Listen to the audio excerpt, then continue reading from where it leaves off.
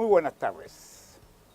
Mi nombre es Galvarino Casanueva Yáñez, doctor en Administración Gerencial, y vamos a tratar hoy la temática en este webinar, ¿cierto? Cómo crean valor las pymes chilenas, para finalmente presentar un modelo de solución de negocio justamente para que estas pymes puedan crear valor.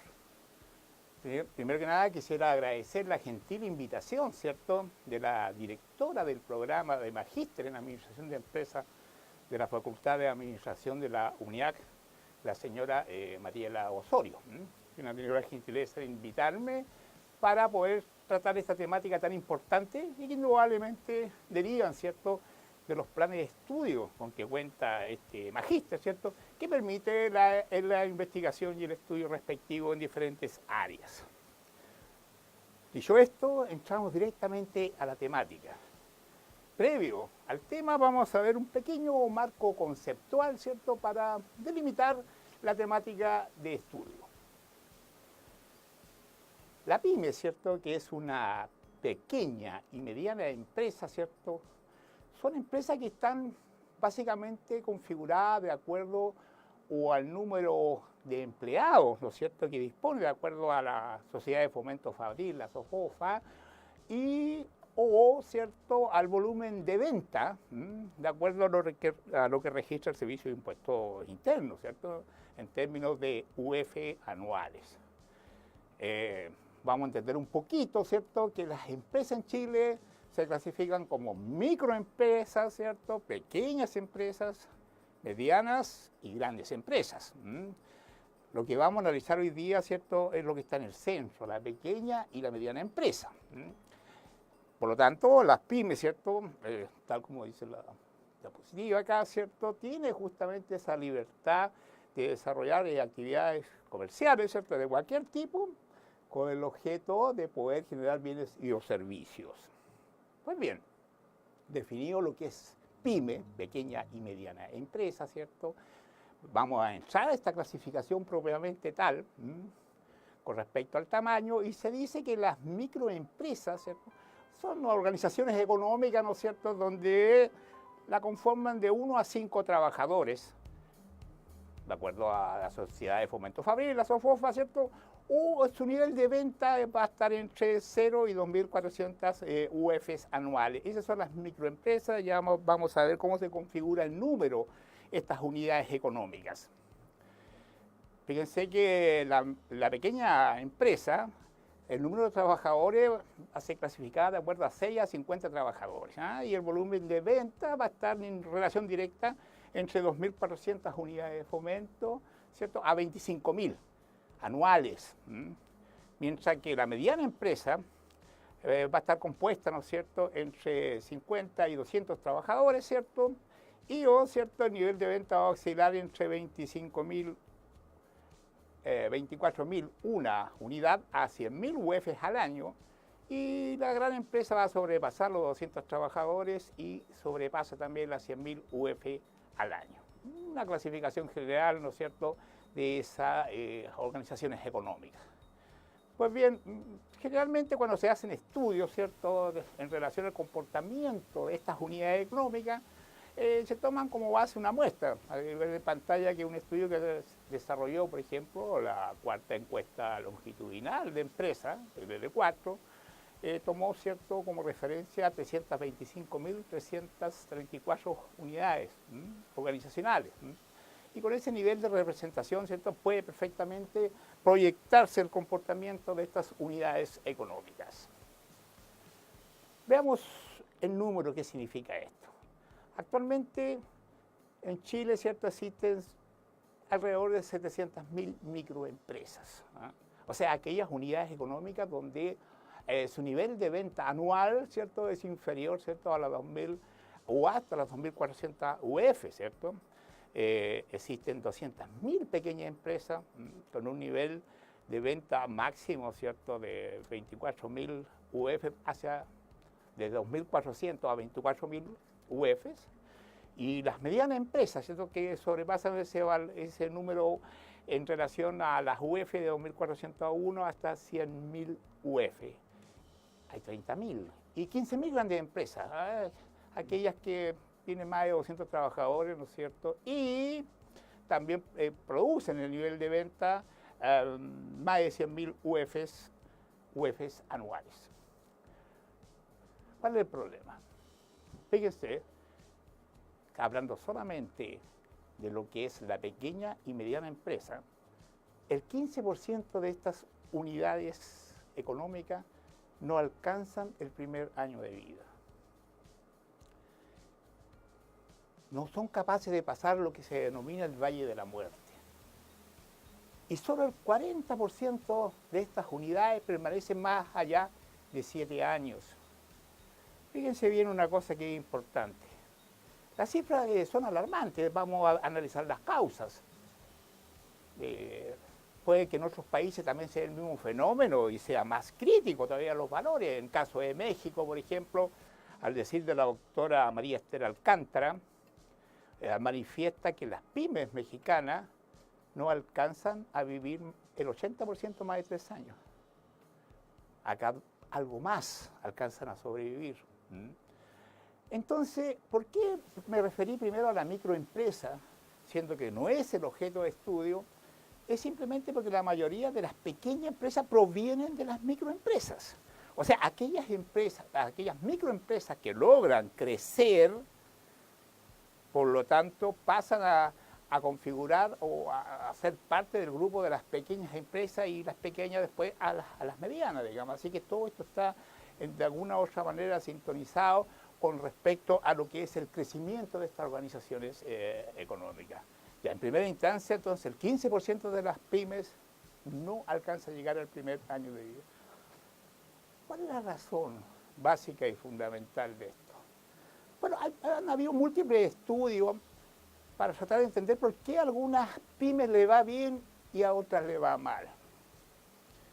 La experiencia, ¿cierto?, en términos de asesoría a las pymes, que me ha tocado desarrollar por más de 25 años, he llegado a la conclusión básicamente a que en una primera instancia un emprendedor, por así decirlo, al analizar la viabilidad económica y financiera de su proyecto, no lo hace. Fíjese bien de que acá ocurre lo siguiente y no se respeta la máxima, ¿cierto? Que si bien es cierto, un buen proyecto de empresa resulta de una muy buena idea de negocio, pero no toda buena idea de negocio resulta en un buen proyecto. Por lo tanto, fíjense que los emprendedores en estos casos no son capaces de evaluar, ¿no es cierto?, la generosidad de sus activos, de sus potencialidades, ¿cierto?, para poder crear valor. Entonces, si las pymes no logran pasar el Valle de la Muerte, que son los 3 primeros años, simplemente porque ese proyecto no tuvo viabilidad económica y financiera. Se dice que un proyecto, una empresa o una pyme es viable si logra pasar los 3 años de vida.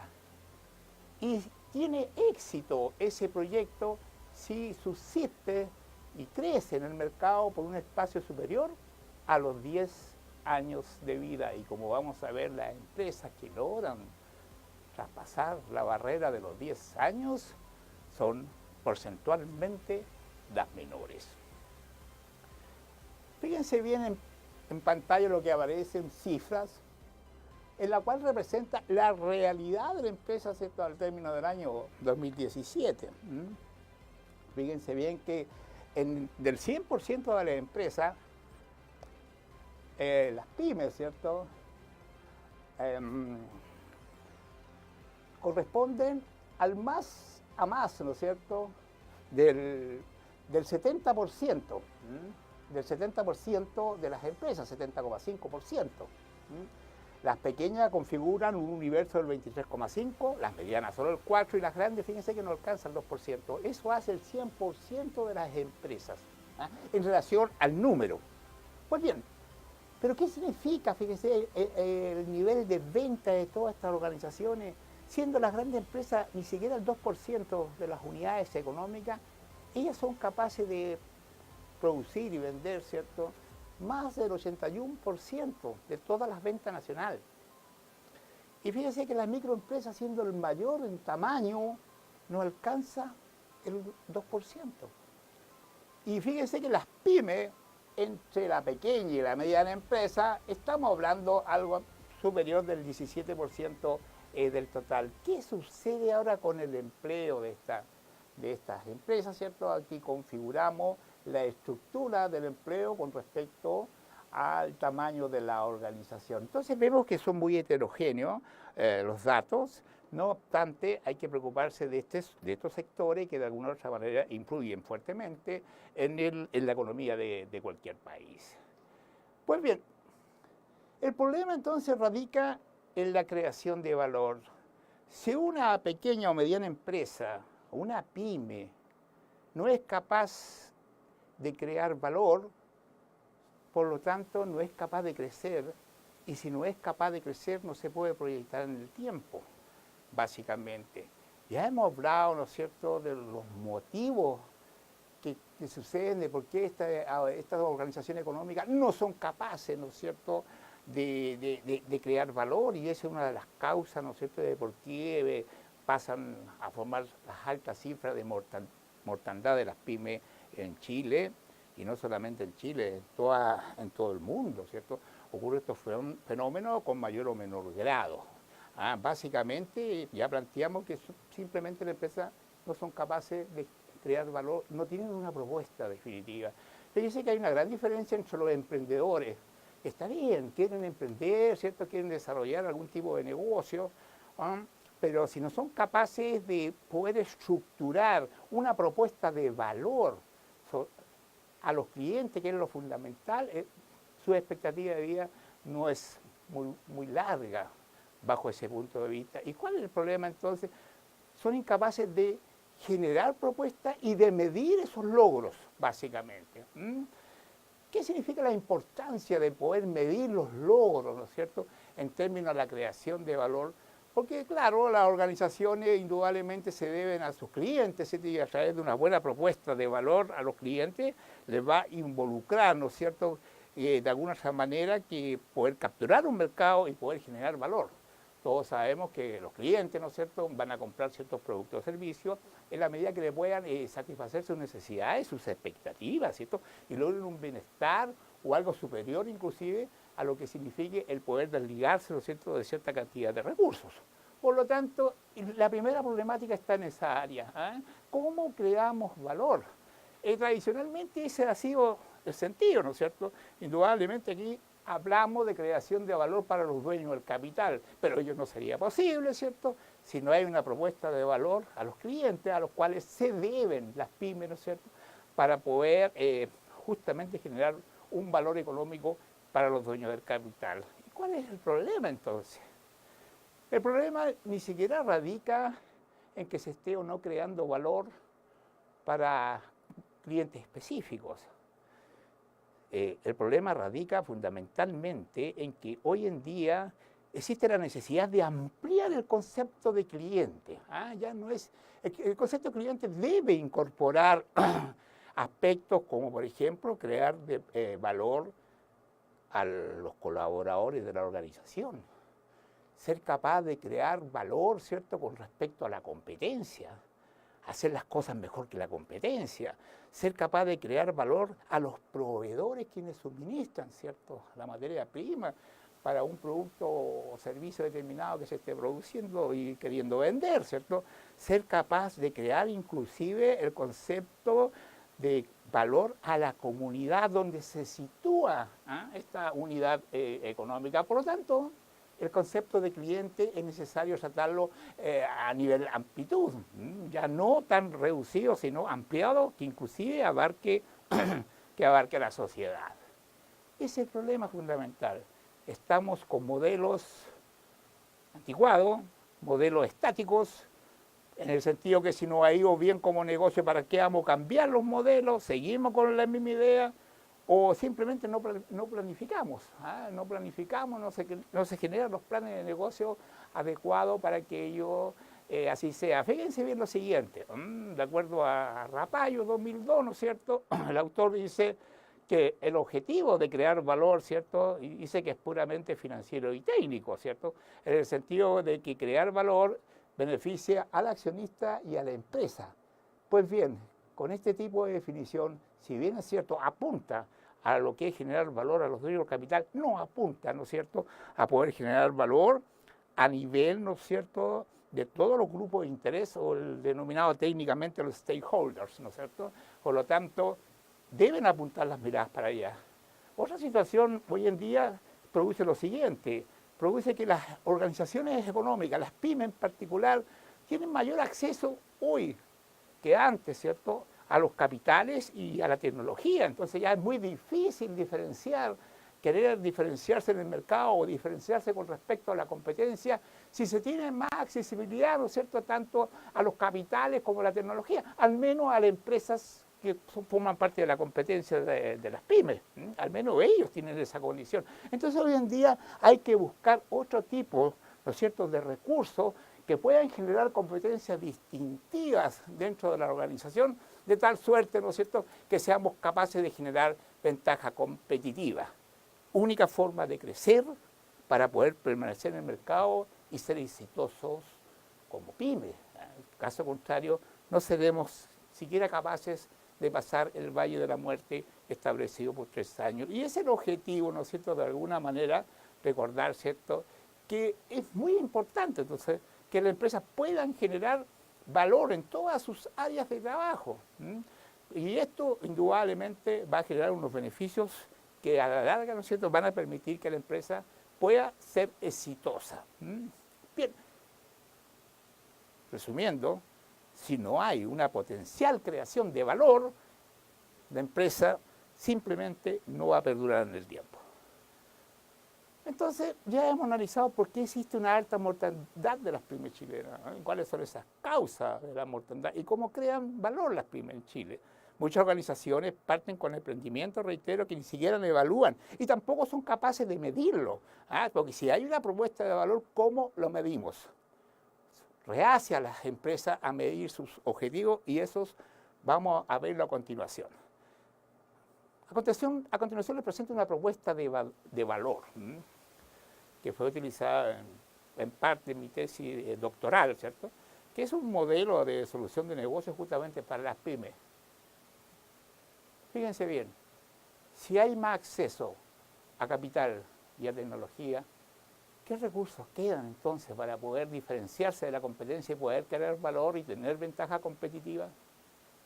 Fíjense que el recurso hoy en día radica en la gestión del talento de las personas, de la organización. Hoy en día el recurso humano es lo que está quedando para poder generar valor en forma creciente. Y no hay, ¿no es cierto?, una claridad, ¿cierto?, por parte del empresariado con respecto a eso. Es muy típico escuchar, ¿cierto?, a los dueños del capital o a los administradores, ¿cierto?, a los directivos o a los gestores de empresas decir lo siguiente: nuestro recurso más importante es el recurso humano, pero es un término manoseado, porque en la práctica no es verdad. En la práctica es un decir solamente. En la medida que no consideremos al recurso humano como el eje central en el proceso de creación de valor, simplemente nuestras posibilidades de permanencia en el mercado van a ser cada vez más reducidas. Pues este modelo justamente considera el recurso humano como el elemento distintivo, como el recurso diferenciador que es capaz de generar ventajas comparativas y por lo tanto una fuente potencial de creación de valor. Pero todo parte acá, fíjense, con lo siguiente. Vamos viendo. El recurso humano hoy en día actúa un poco menos como una isla. Los encargados de recursos humanos solamente piensan, bueno, hay un cargo vacío, hay un cargo que ocupar, pues llamemos a concurso, busquemos este reclutamiento y selección, ya el cargo se llena de la plaza, ¿cierto? Y listo. No. Hoy en día las personas que trabajan en recursos humanos deben saber del negocio, más allá de lo que es recurso humano. Deben ser capaces de entender lo que es un negocio, de qué trata el negocio, cuál es su competitividad, cuál es su rentabilidad, cuál es su productividad, pero cómo lo van a hacer si en estos momentos todo su tiempo simplemente lo ocupan, ¿no es cierto?, desarrollando actividades tradicionales de recursos humanos. Ejemplo, la confección de la planilla, de remuneraciones, por decir algo, atender las quejas de los trabajadores, etc. Pero normalmente no saben lo que es el negocio, no están metidos en el negocio. Entonces, fíjense que una vez establecida la estrategia de la empresa y su plan de negocio, y si ya hablo de plan de negocio porque tiene contenido un modelo de negocio, Recursos Humanos debe desarrollar la estrategia a partir de esto. Y mire cómo va convergiendo todo este asunto. Es iniciar todo un proceso en el cual todo se mide. ¿Qué es lo que andamos buscando en definitiva? La rentabilidad. ¿Qué la podemos medir? Ya sea por el ROI o por el EVA, o sea, sobre el retorno sobre la inversión o sobre los indicadores, ¿cierto?, económicos de creación de valor. La productividad aporta, ¿cierto? Y lo podemos comprobar a través del EBITDA, va a decir los beneficios de operación bruto, ¿cierto? Antes de intereses, de impuestos, de depreciación y de amortización, ¿cierto? En este caso, como también la competitividad que logra una pyme que no es competitiva, es imposible verlo. ¿Y cómo lo medimos esto? A través de la participación del mercado. Entonces, todos estos resultados de negocio vienen concadenados, ¿no es cierto?, a una serie de procesos que se ve involucrados en forma transversal toda la organización y recursos humanos en lo particular. Vamos a llegar a determinar que para poder desarrollar esto, recursos humanos tienen que ser capaces de generar productos potenciales que deben ser vendibles dentro de la organización con el objeto que ellas sean partícipes ¿en qué? En la productividad, en la competitividad, que por ende van a afectar directamente a la rentabilidad. Pues bien, sigamos analizando el aspecto de esto. Fíjese que en el núcleo de desarrollo de liderazgo que debe desarrollar, ¿no es cierto?, la organización, nos enfrentamos, ¿no es cierto?, que estos son aspectos fundamentales dentro de este proceso de creación de valor, haciendo partícipe a recursos humanos, no como una isla dentro, sino como un socio cooperador, y en la cual debe participar como toda organización a través de sistemas, fíjense, de diseño estructurales colaborativos, más horizontales, no verticales. Hoy día la gente está cambiando, estamos con una generación Z que dentro de los pocos años van a ser los trabajadores o los empleados de las organizaciones, ¿no es cierto? Toda la gente que nació, ¿no es cierto?, entre el año 1993 al 2010 y su antecesora, la generación Y, que entre 1982 y 1992 son gente que trabajan y tienen otra visión de lo que son las organizaciones y qué esperan de las organizaciones. ¿Okay? Entonces nos enfrentamos que todo este tipo de estructuras son fundamentales a la hora de generar una cultura organizacional, vale decir, la forma de hacer las cosas, sus valores, sus expectativas, su vivencia, etcétera. La comunicación fundamental, ¿cierto?, que tiene que haber dentro de la organización como una especie de aparato circulatorio del cuerpo humano. Lo mismo ocurre en la organización a través de la comunicación, ¿cierto? Estar preocupado de la gestión del cambio. Hoy día nada es estático, todo es dinámico y hay que partir reconociendo eso, ¿cierto? Y las organizaciones deben ser flexibles. Hoy en día las pymes tienen estructura de costos fijos que la hacen muy inflexible, o sea, por lo tanto ellos no pueden estar cambiando de esta manera. ¿Por qué? Porque no hacen partícipe a las personas bajo este punto de vista. Fíjese que cambia la mentalidad cuando las personas son partícipes, ¿cierto?, de la competitividad y de la productividad. Y si no ganamos, y si se gana la remuneración en relación a su participación en su proceso de creación, créanme que la gente encantadísima de participar de esta forma, pues se requieren tipos que sean flexibles, de acuerdo a cómo participen. Lo mismo ocurre con la consultoría ejecutiva, ¿no es cierto?, y en un desarrollo potencial de liderazgo, ¿cierto?, hasta concluir justamente en la gestación de liderazgos efectivos.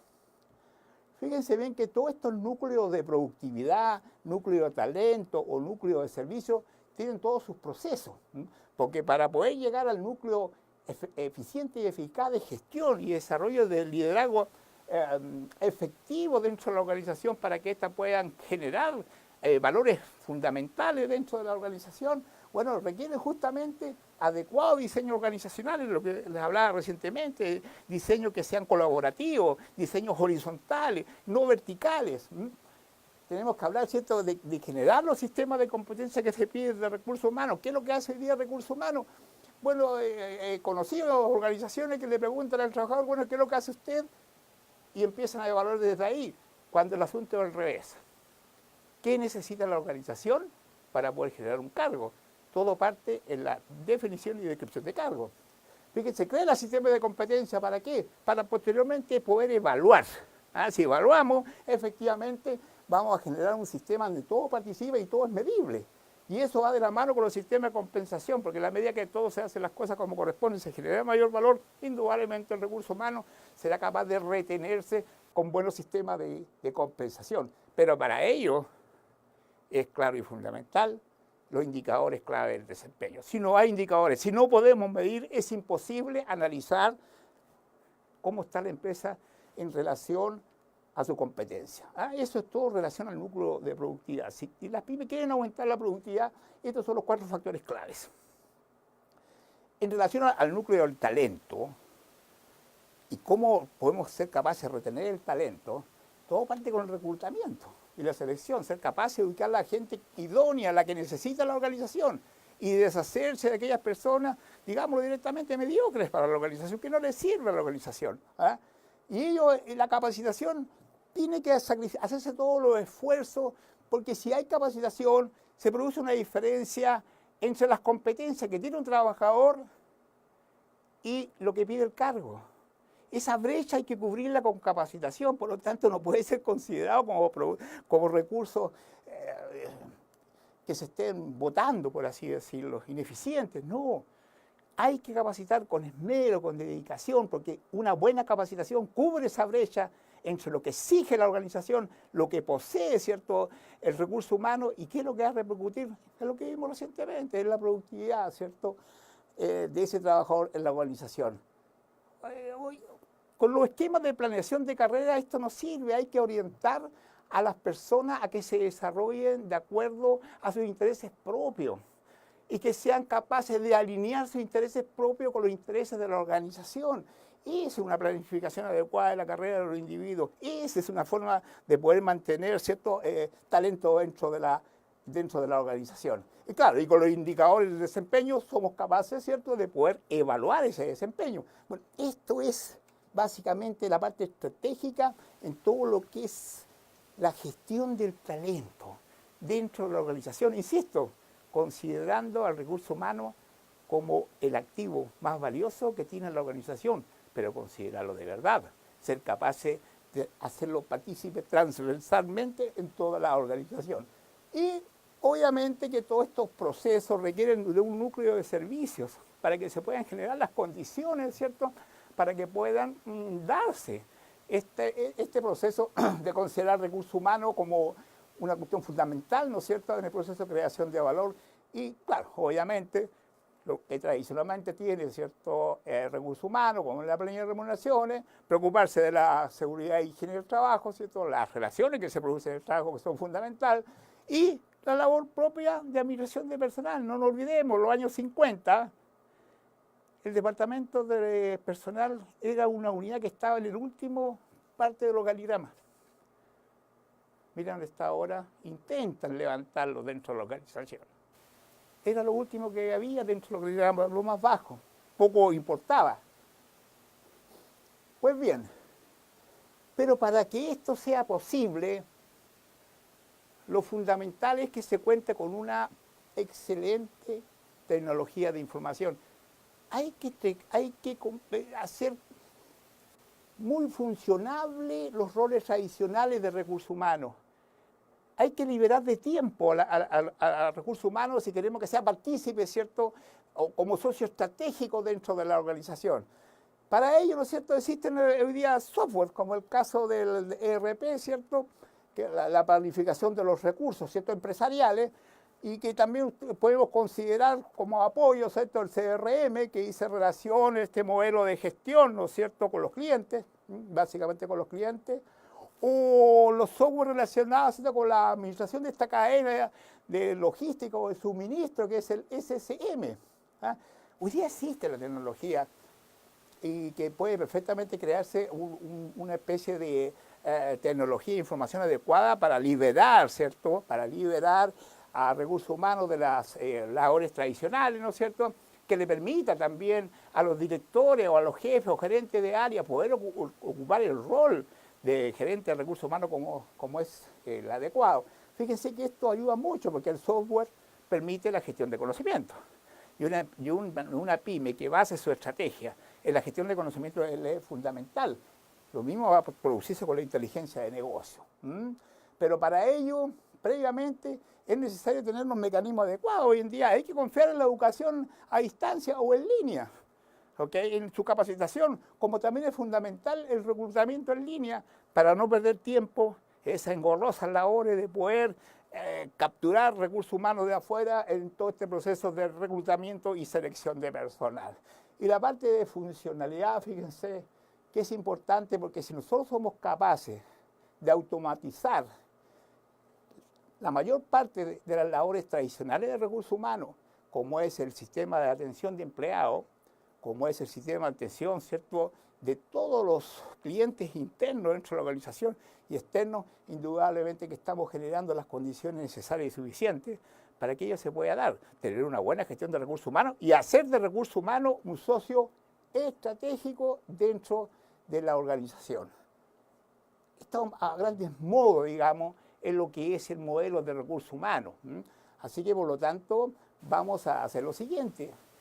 Para simplificar, la idea es que recursos humanos, la gente que trabaja en recursos humanos, se convierta en un socio estratégico dentro de la organización.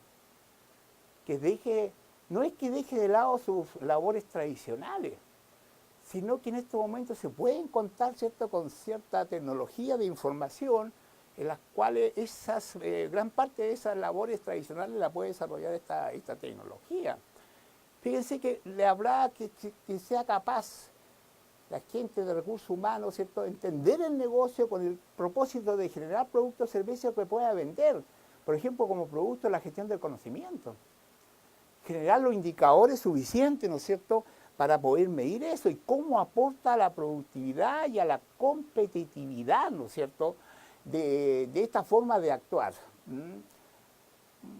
Hablo con vehemencia de recursos humanos, aún no siendo especialista en recursos humanos, pero me he dado cuenta que esta es el área que queda en la empresa para poder generar valor. Es una área que no hacen partícipe a las personas, no se están creando los cargos de acuerdo a lo que necesita la empresa, se están creando los cargos para cumplir, llenar una vacante, para cumplir ciertas funciones, pero no lo hacen partícipe ni de la visión, ni de la misión. No son capaces las pymes hoy día ni siquiera comunicarse mayoritariamente sus valores, menos ser partícipe de las personas en todo este proceso de selección e implementación de estrategias. Esto lo hacen como que estuvieran encerrados en un cuarto vacío. La gente, por tanto, no participa. Generan las empresas estructuras fijas con los costos fijos, lo que hace poco factible, que sean factibles de modificarse. Esta idea de mantener modelos de negocio inadecuados, no ser capaces cuándo cambiar los modelos de negocio, cuándo estructurar nuevos planes de negocio. ¿Y por qué se produce esto? Insisto, cada día las empresas tienen, al menos la empresa que configura la competencia de las pymes, tienen mayor acceso a los capitales y tienen mayor acceso a la tecnología. Y si no tomamos conciencia de que el recurso más valioso es el recurso humano, entonces no vamos a poder generar valor. Se requiere capturar talento. Fíjese que el recurso humano, el talento es el único recurso que no puede estar dos veces en un mismo lugar, me explico. O pertenece a mi empresa o pertenece a la competencia. No puede estar dos veces, así que si lo tengo yo como pyme, es un recurso distintivo que me genera cierta competencia distintiva. Por lo tanto, es potencial recurso para crear valor. Y hoy en día las pymes necesitan crecer. ¿Cómo crecen las pymes? Generando valor. No hay otra fórmula al respecto. Por lo pronto, debemos crear conciencia de cómo podemos incorporar este elemento tan fundamental dentro de nuestros procesos estratégicos como pyme para poder generar valor.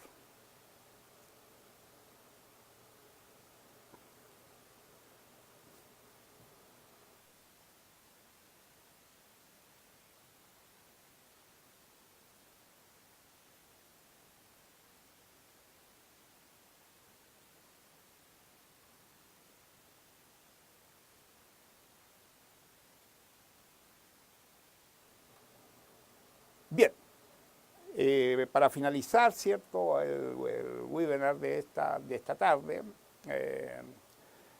el tema de creación de valor es un tema que nunca va a pasar de moda. Podrán pasar varios temas de moda, ¿cierto?, de acuerdo a su estudio e investigación como ciencia social, pero la creación de valor no, porque la creación de valor en definitiva va asociada y va muy de la mano de la supervivencia y crecimiento de las organizaciones en el mercado. Necesitamos potenciarlo, y al poder potenciarlo, indudablemente que es un tema que continúa su estudio, continúa su investigación, y deben dedicarse todos los esfuerzos justamente para ver cómo, ¿cierto?, aprovechamos los recursos disponibles de forma eficiente y eficaz, ¿no es cierto? Fíjense que cuando uno habla en términos de eficiencia, se refiere, ¿cierto?, a todo el uso de los factores productivos que tiene la organización, en especial en este caso el recurso humano, ¿cierto? Y la eficacia está en el logro del objetivo, y esos objetivos que están planteados, ¿no es cierto?, a conseguir en la estrategia y enunciados, ¿cierto?, en el plan de negocio, son los caminos, la ruta, ¿cierto?, que va a definir, en definitiva, si que se logran la supervivencia y crecimiento de las organizaciones, de las pymes, o sea, de la pequeña y mediana empresa. Muchas gracias por vuestra atención.